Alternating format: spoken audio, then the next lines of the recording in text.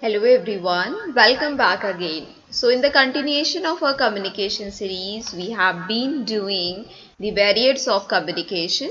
So in this particular video, we are going to discuss the classification of barriers. So the very first barrier of this series is that is physical barrier. So let's begin without any delay.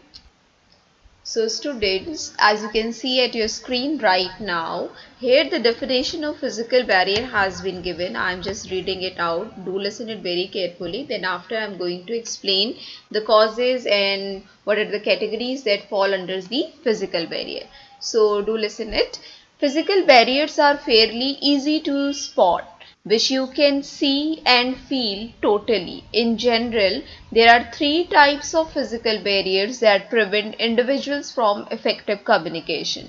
So it is very much clear after reading this definition. So physical barriers are so much easy in the comparison of other classifications of barriers that it is very much easy to spot them, right? Which you can easily see and feel totally. I just told you in the earlier videos that the name itself suggests that physical, it means we can easily identify it. We do not have to take a lot of time to figure out the situation or the any kind of barriers, right? So physical barriers are very much we can feel it, we can easily identify it, right?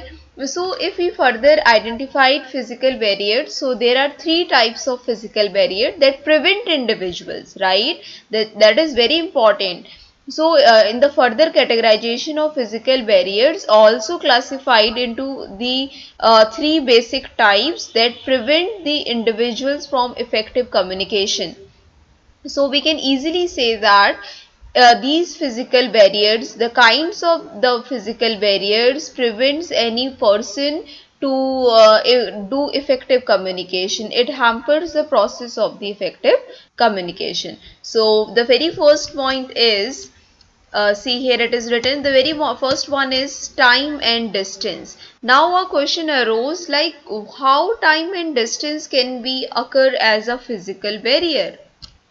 So let me make you clear by giving an example. Suppose you have the responsibility. Just imagine that you are a sender and you have this responsibility to send a particular message to a receiver in a particular period of time, right? But without without thinking, you just have initiated the communication without bothering about the time duration limit, as well as you didn't take care about the media of communication before sending that particular information by which you have holding that responsibility, right? And your message did not reach to the receiver to at the right time. So what is the use of sending the message, right? If the receiver does not receive the message in a correct or a proper time, so the desired outcomes cannot be achieved, right? So it's like just a wastage of time.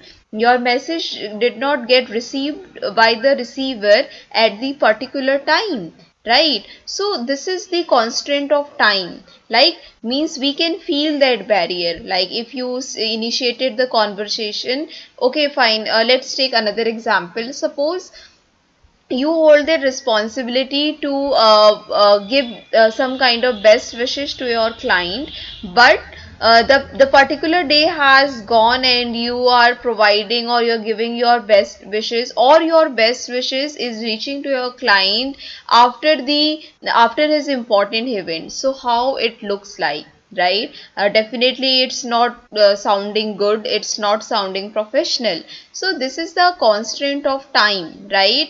Means here the barrier occur due to the time or due to the distance. So these barriers falls under the category of physical barriers, means we can easily identify it, we can easily spot it. This is a very direct barrier which are clearly visible and we can feel it, right? So time and distance also one of the important part of the physical barrier.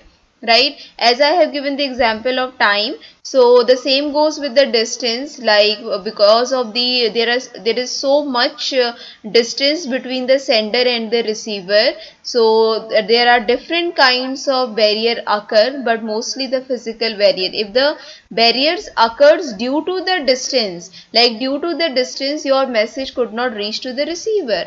Due to the distance, suppose you have decided to send the particular communication via post or any kind of other thing, but due to the distance of that place, your message could not receive to the receiver at the correct time. So this distance became the constraint. So we can easily say that time and distance both are the things that affects the communication. If it affects the communication, then it definitely going to fall at the category of physical barrier. So I hope it is very simple and precise. Let's move to the next point that we are also counted as the types of physical barrier. Second one is noise. So here I go. So noise is a very a constraint like we can easily identify. Like right now, if I am communicating with you with this through this video lectures, and you will found that there are a lot of disturbance in this video, as well as the audio is not clear. There are a lot of noise. Continuously things are banging on your head. Continuously you are listening other unparticular sounds which is not related to the video lecture. So this noise is going to affect our communication adversely. If it affects adversely and it hampers our process of communication, so what will happen? Then definitely a barrier will occur, right?